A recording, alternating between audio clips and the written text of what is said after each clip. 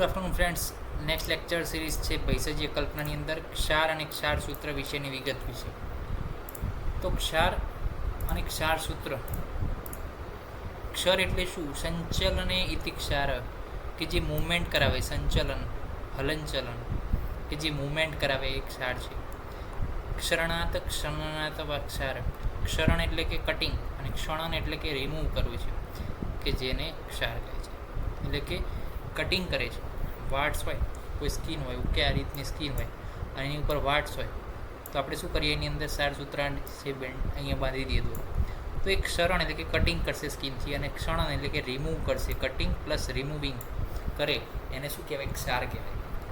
ભીત્વા ભીત્વા આશય ત્વાત ક્ષાર સ્વારત્વાત ક્ષારયતિ અધ.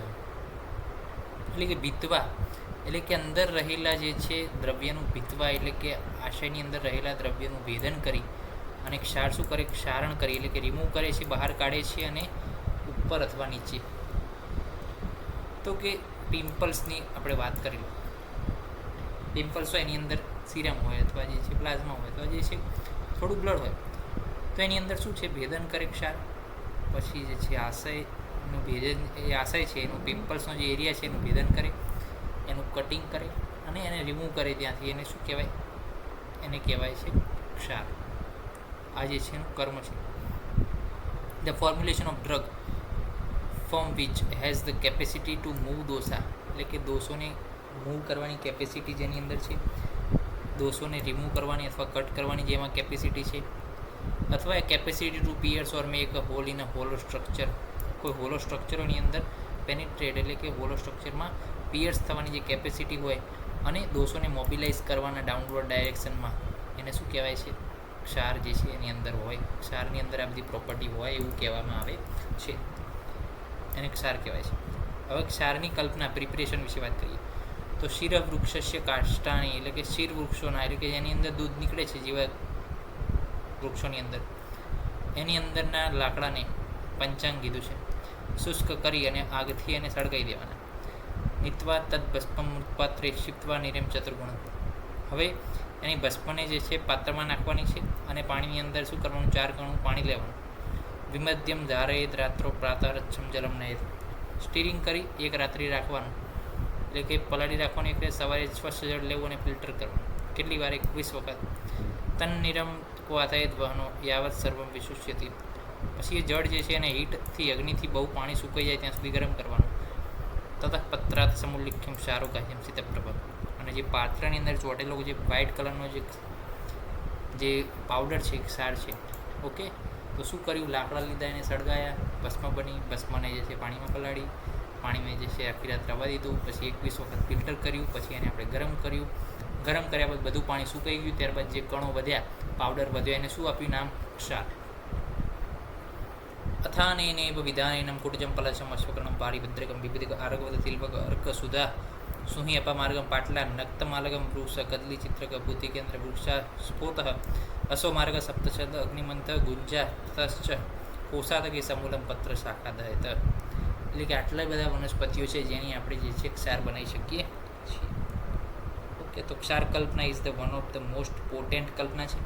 Collect clean and authentic drug, dry them thoroughly and burn them on high flames till white ash remain. એટલે કે ભસ્મ રહે ત્યાં સુધી એને ગરમ કરવાની. Take the ash in utensil. પછી એ જે છે રાખ મળે અને આપણે પાત્રની અંદર લેવાની, એની અંદર 4 ગણું પાણી લેવાનું, એને સ્ટીર કરવાનું પ્રોપરલી. પછી જે છે એકદમ નાઇટમાં, ઓવરનાઇટ રાખવાનું છે, એકદમ અનડિસ્ટર્બ.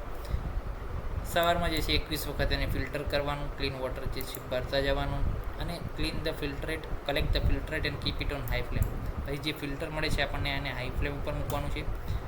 Late the water evaporate completely. બધું પાણી જ્યાં સુધી સુકાઈ ના જાય, ત્યાં સુધી ઉડી ના જાય, ત્યાં સુધી આપણે એને ગરમ કરવાનું. છેલ્લે વ્હાઇટ પાવડર મળે એને આપણે કહીએ છીએ ક્ષાર.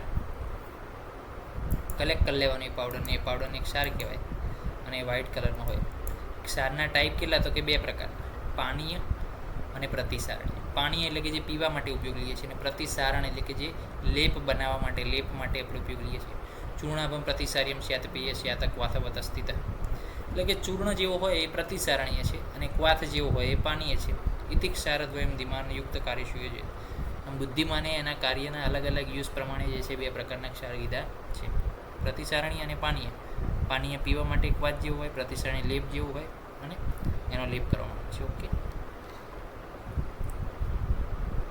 ઇન્ડિકેશન વિશે વાત કરીએ તો પ્રતિસારણીય જે ક્ષાર છે એ ક્ષાર આ વ્યાધિથી યુક્તમાં જ્યાં પ્રતિસારનો ઉપયોગ કરવામાં આવે છે કયા કયા તો કુષ્ઠ છે, કિતિવ છે, દદ્રુ, મંડલ, કિલાસ, ભગંદર, અર્બુદ, અળસ, દુષ્ટવ્રણ, નાડીવણ, ચર્મકીલ, તિલકાલક, નેચ્છ, વ્યંગ, મસા, બાહ્યવેદરી, ગુમી, વિષાદી. તો જો બધા જ બહારના ડિસીઝ છે, કુષ્ઠ લઈ લો, કિટિવ, દદ્રુ, મંડલ, કિલાસ, ભગંદર, અર્બુદ, ક્યાં થાય? બધા બહાર થાય કે જ્યાં આપણે લેપ કરી શકીએ.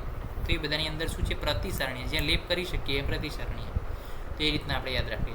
અને પાનીય શું છે? ઇન્ટરનલી હોય. કેવી રીતના? જો ઘર વિષ કે વિષ અંદર જતું રહ્યું હોય, પછી ગુલ્મ થયો હોય, ઉદર રોગ હોય, અગ્નિનો નાશ થયો હોય તો પાનીય ક્ષાર અગ્નિદીપન માટે. અજીર્ણ હોય, આના હોય કે ડિસ્ટેન્શન ઓફ ધ એબ્ડોમિન, શર્કરા એટલે કે ડાયાબિટીસ મેલેટસ. પછી અસ્મરી, એની અંદર પણ પીવો પડે ક્ષાર. અભ્યંતર વિદ્રદી. હવે અસ્મરીની અંદર ક્ષાર પીવો એ કેમ? તો કે અસ્મરીની અંદર જે સ્ટોન છે એ ક્ષાર શું કરે? એનું ભેદન કરે, એને જે છે બ્રોક કરે ટુકડામાં. અભ્યંતર વિદ્રદી હોય, કૃમિ હોય, વિષ હોય અને અર્શ હોય. તો કૃમિ, વિષ અને અર્શમાં જે છે બંનેમાં આવે છે. જુઓ, કૃમિ, વિષ અને અર્શ એ તો શું છે? બંનેમાં આવે છે. એટલું યાદ રાખજો પાછું. તો આ જે પાનીય ક્ષાર છે એ શું કરે? પેયનું શું કરે? હવે ક્ષારના ગુણ અને એને આગળની વિગતો આપણે નેક્સ્ટ લેક્ચરની અંદર જોઈશું. ત્યાં સુધી રજા આપશું. જય હિન્દ, જય ભારત, જય આયુર્વેદ, જય ધન્વંતરી. નમસ્કાર.